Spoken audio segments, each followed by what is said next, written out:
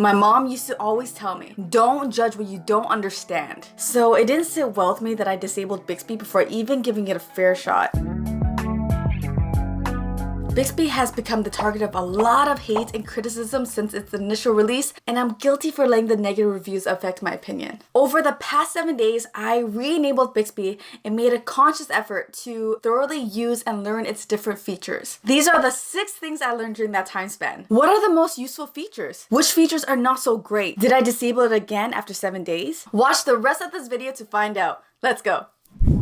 Number 1, the first thing I noticed when I enabled Bixby is that there's some lag when scrolling over to Bixby Home. Even when you remove every single card, the stutter is still there. It's not crippling by any means, but for such a smooth running phone, it kills the premium feel. When you're the underdog like Bixby is, it's the little hiccups like this that turn people off from the service. Hopefully, Samsung can fix this in a future update. Number 2, this ties in with the first point and that there's nothing really useful on the Bixby homepage. I went through all the cards and found that they're either not informative or I already had a separate widget for the same function. For example, the YouTube card literally shows 3 trending videos and that's it. The weather and step counter are cards I would actually use, but I already have widgets on my home screen and I prefer them there. Samsung needs to get more apps integrated and make the cards display more helpful and interactive information. Number 3, you need to train Bixby voice. Go into enhanced voice recognition and teach Bixby your pronunciation style. When I first started using Bixby, it kept misunderstanding what I was trying to tell it. I found that after I went through the enhanced voice recognition tutorial, it helped alleviate a lot of these errors.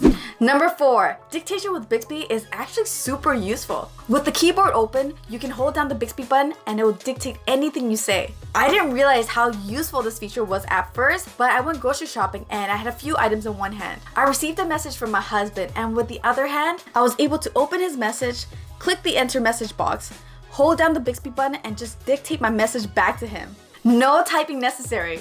I also have longer nails, so typing on a touchscreen keyboard isn't easy at times. I find myself dictating messages to family and friends a lot more now. Dictation is definitely my favorite Bixby feature, and I think it's totally underrated. Number 5, changing and navigating through the settings is just plain easier with Bixby. I'm terrible at remember where certain menus are hidden. Normally, I would have to search for it or guess which heading it's under. I found Bixby extremely helpful for quickly toggling settings like, "Hi Bixby, set screen timeout to 5 minutes. Okay, I've set the screen timeout to 5 minutes. Hi Bixby, take me to mobile hotspot and settings. For sure, here are the hotspot settings. Hi Bixby, update my phone. Okay, checking for updates. It's a surprisingly useful feature, especially if you're constantly changing things in the settings menu. Number 6, quick commands work really well and allow you to automate a chain of individual tasks with a single command. It's sort of like setting a quick voice trigger that tells your phone to do multiple complex actions one after another. You can add your own customized quick command or retool one of Samsung's recommendations. One of the more useful ones I customized is titled Night Night. Here's it in action. Hi Bixby, Night Night. Okay, it's on.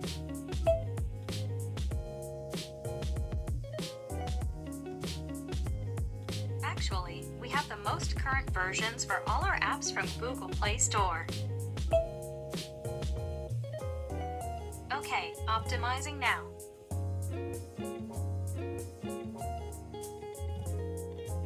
Perfect. Your phone's maintenance status is excellent.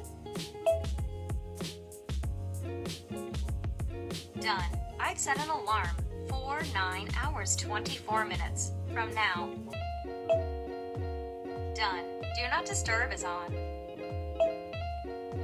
Toronto will see a lot of sun on Sunday. Done. It's now at 0%.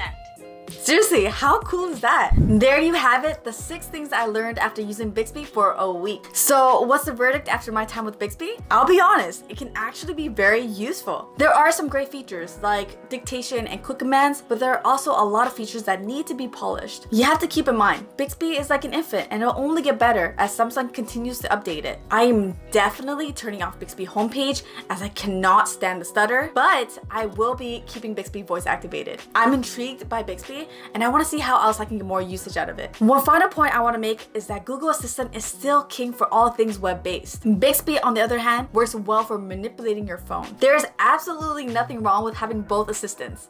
If you enjoyed this video, a thumbs up would be much appreciated. Subscribe on your way out so you don't miss any future videos from me. Until the next one, peace. Bye!